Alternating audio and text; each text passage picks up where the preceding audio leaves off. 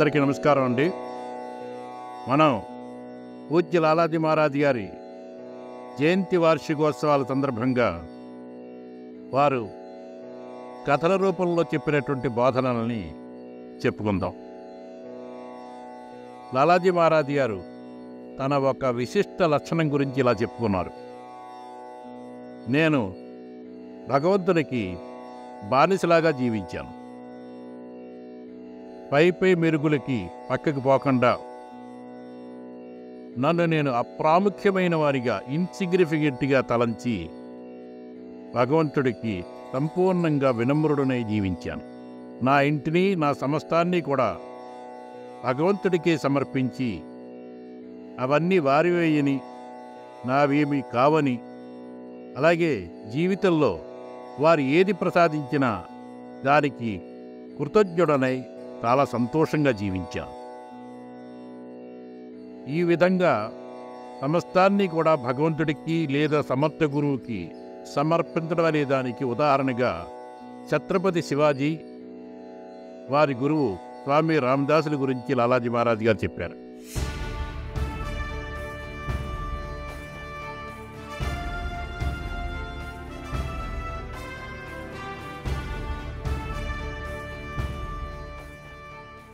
శివాజీ ఒక గొప్ప రాజు. ఆయన గురువు స్వామి రామదాస్జీ. ఒకనాడు శివాజీ తన భవంతి పై అంతస్తులో ఉండగా అక్కడి నుంచి నగర వీధుల్లో భిక్షాటన చేసుకుంటున్నటువంటి స్వామి రామదాస్ గారు కనిపిస్తారు. శివాజీ చెలించిపోయారు. అప్పుడు ఆయన ఒక కాగితం తీసుకుని దాని మీద ఏదో వ్రాసి రాజముద్ర వేసి తన సహాయకుడు బాలాజీని పిలిచి ఈ కాగితం తీసుకువెళ్ళి స్వామి రామదాస్ గారి పాదాల చెంత ఉంచి వారికి సమర్పించు అని చెప్పేసి ఆదేశిస్తాడు. ఆ ఆదేశం ప్రకారంగా బాలాజీ స్వామి రామదాస్ గారికి ఆ కాగితాన్ని సమర్పిస్తాడు. ఇంతకీ కాగితంలో శివాజీ రాసింది ఏమిటి? తన సమస్త సంపదల్ని, రాజ్యాన్ని మొత్తం అంతా కూడా స్వామి రామదాస్ గారికి సమర్పించేశాడు. మర్నాడు రామదాస్ గారు శివాజీని కలిసినప్పుడు, నీవు నీ మొత్తం సంపదల్ని, రాజ్యాన్ని నాకు సమర్పించేశావు. ఇప్పుడు నీ దగ్గర ఏమీ లేదు. నీవు కూడా నాతో పాటు భిక్షాటనకి రా అని చెప్పేసి స్వామి రామదాసు ఆ రోజున ఆయన్ని భిక్షాటనకి ఆయనతో పాటు తీసుకెళ్తారు శివాజీని. అప్పటి వరకు స్వామి రామదాసు భిక్షాటనకు వస్తుంటే నగరవాసులు ఏదో ఆహారం కొంత ఇచ్చి పంపిస్తూ ఉండేవారు. ఈరోజు సాక్షాత్తు రాజే భిక్షాటనకి రావడంతో వాళ్ళు ఆశ్చర్యపోయారు. వారి దగ్గర ఉన్నటువంటి అత్యుత్తమైనటువంటి ఆహారాన్ని వాళ్ళు ఇవ్వడం జరిగింది. సరే, రామదాస్జీ శివాజీ ఆ నగర శివారులోకి వెళ్ళి ఆ భిక్షాటన వల్ల వచ్చిన ఆహారాన్ని భుజిస్తారు.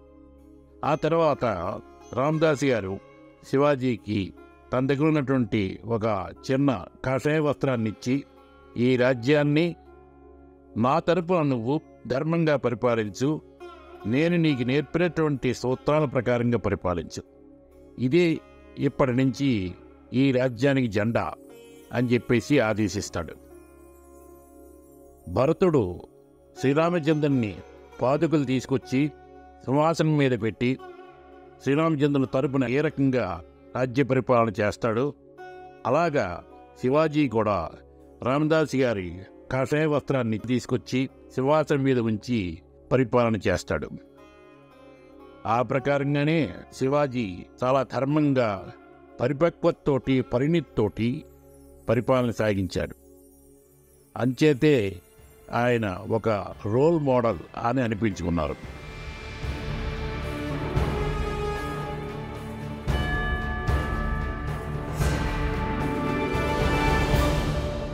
మనకి ప్రాముఖ్యత ఉందని చెప్పి అనుకునేటువంటి సమస్తాన్ని సమర్థ గురువుకి సమర్పించడం వల్ల మనకి అత్యుత్తమైన ప్రయోజనం లభిస్తుంది.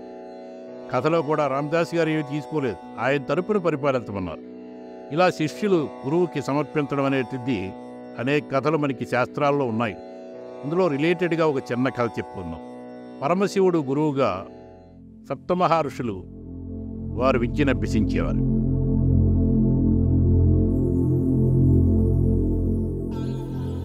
పరమశివుడు 16 యోగ విద్యల్ని 112 మహాయోగ విద్యల్ని సప్తమహర్షులకి నేర్పించారు. ఆ తర్వాత వారందరినీ భూమి మీదకి తలో దిక్కికి పోయి అక్కడున్న మానవులందరికీ కూడా ఈ విద్యలు నేర్పించి వాళ్ళు పరిణామం చెందడానికి సహకరించమని ఆజ్ఞాపించారు. ఆ విధంగా భూమి మీదకి వెళ్తున్నటువంటి ఆ సప్తమహర్షుల్ని పరమశివుడు నాకు గురుదక్షిణ ఇచ్చి వెళ్ళండి అని చెప్పేసి అన్నారు.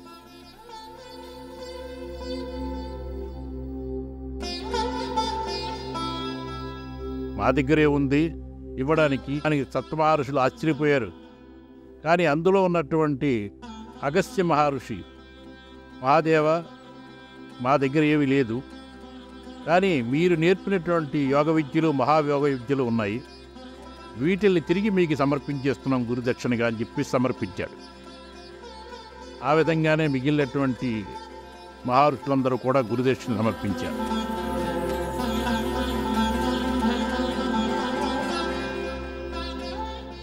అప్పుడేం జరిగింది? వారందరూ కూడా శూన్యులైపోయారు. వాళ్ళ హృదయం శూన్యమైపోయింది. ఆ శూన్యమైపోయినటువంటి వారి హృదయాల్లో భగవంతుడు దిగి రావడం జరుగుతుంది.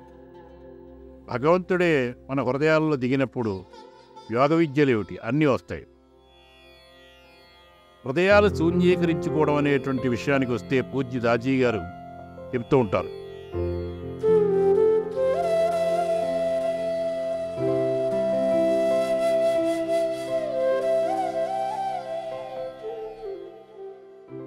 మన హృదయాల్లో ప్రాధాన్యత అనిపించేటువంటి విషయాలే మనకి పరమాత్మతో లయవడానికి అడ్డం వస్తూ ఉంటాయి.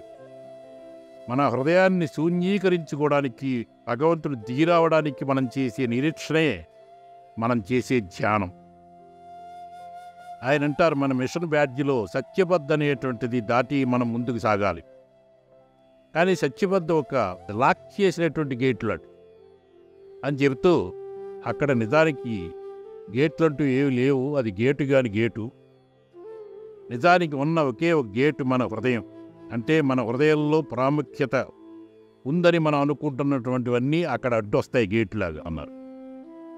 ఆ గేటు తీయడానికి ఒక చిన్న తాళంచి ఉందన్నారు. అది హ్యూమిలిటీ, అంటే వినమ్రత. ఆ వినమ్రత ఎప్పుడు డెవలప్ అవుతుంది? మనం ప్రాముఖ్యత ఉందనుకున్నటువంటివన్నీ కూడా సమర్థ గురువుకి సమర్పించి అప్రాముఖ్యమైన వానిగా, ఇన్సిగ్నిఫికెంట్గా మనం తయారవ్వాలి.